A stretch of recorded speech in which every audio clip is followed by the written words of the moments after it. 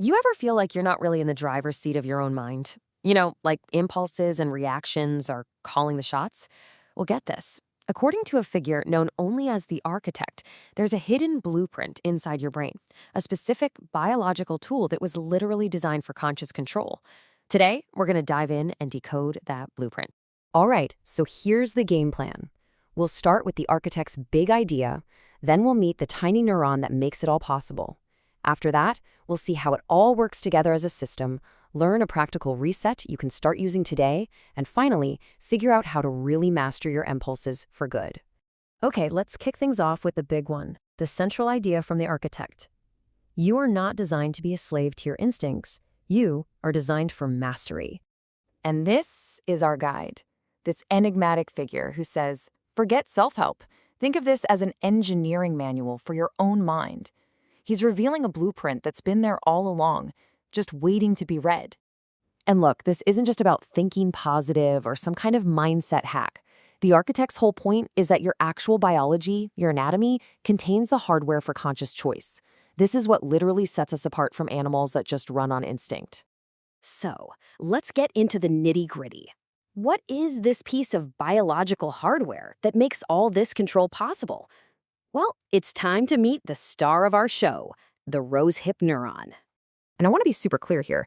This is not a metaphor. It's a real thing, a piece of your brain's wiring that was only discovered back in 2018. Its whole job? To be the brakes. It's an inhibitory neuron, which is a fancy way of saying it tells other brain signals to stop, giving you this incredible power of selective control. And here's where it gets really wild. This little guy, it seems to be pretty much unique to humans and our primate cousins. You won't find it in, say, a mouse. And that's a huge clue, right? It strongly suggests this neuron is a key part of the evolutionary upgrade that allows us to do all our complex, abstract thinking. And in real estate, it's all about location, location, location. And it's the same here. Its location is everything. Think of your brain like a skyscraper. The Rosehip neuron, well, it's got the penthouse suite. It sits up in layer 1, the highest level, right where all the raw data from the world comes in. It's in the perfect spot to control how that information gets turned into thought. Okay, so how can one tiny cell be such a big deal? How does it actually work like a master switch? Well, we can break down its function into 3 really powerful roles. It's a filter, a border guard, and a stabilizer. First up, think of it as the ultimate filter. I mean, your brain is just getting slammed with information, right? Constant noise. The Rosehip neuron is like a biological kill switch for all that static. It creates the mental quiet space you absolutely need for clear, strategic thinking. Second, it's your personal border guard. So there's this concept called the interface. Basically, the boundary between your inner world and everything happening outside. The Rosehip neuron stands at that border and checks IDs, deciding what information gets a passport. This is what keeps your whole system from crashing because of information overload. And role number 3, it's your stabilizer. You know when those alarm bells start going off from the ancient reptilian part of your brain?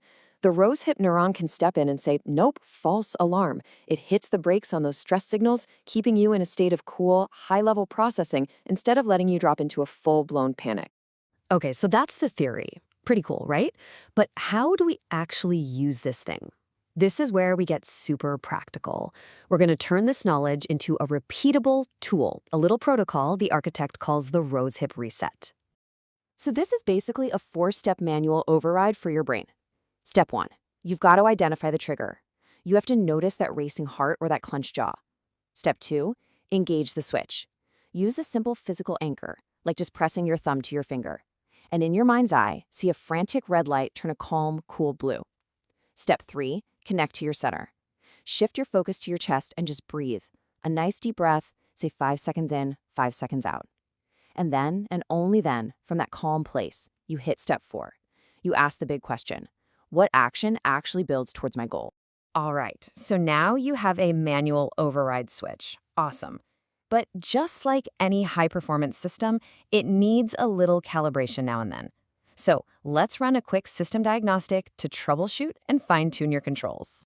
According to the architect, your system usually glitches in one of 2 ways. First, there's error A, the leaking interface. This is when your brakes just completely fail. You get flooded with emotions, you blurt things out, you just react way too fast. Then there's error B, the frozen nexus. This is the total opposite. The brakes lock up hard and you just freeze. You're paralyzed by overanalysis. So if you're someone who tends to have that leaking interface, here's a drill for you. It's called the 3-second gap.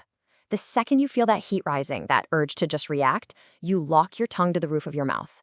Then you breathe, and as you do, you mentally say the words, I am here.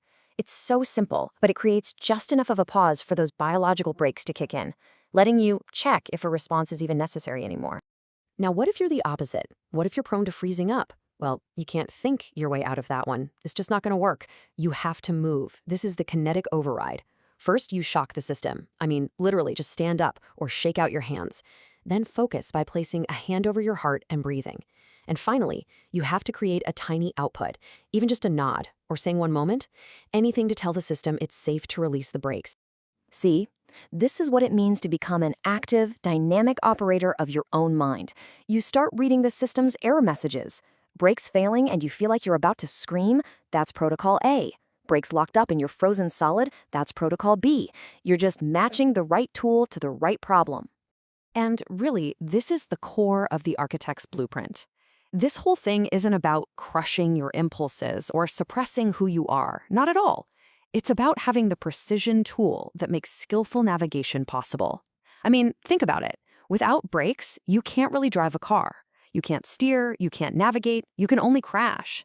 The brake is what makes the whole journey possible. So in the end, this is so much more than just some fascinating neuroscience. It's an instruction manual. It's an invitation to pick up the tools that you already have, tools you were born with, and start deliberately building the reality you choose. The blueprint is in your hands. The only real question left is, are you ready to become the architect?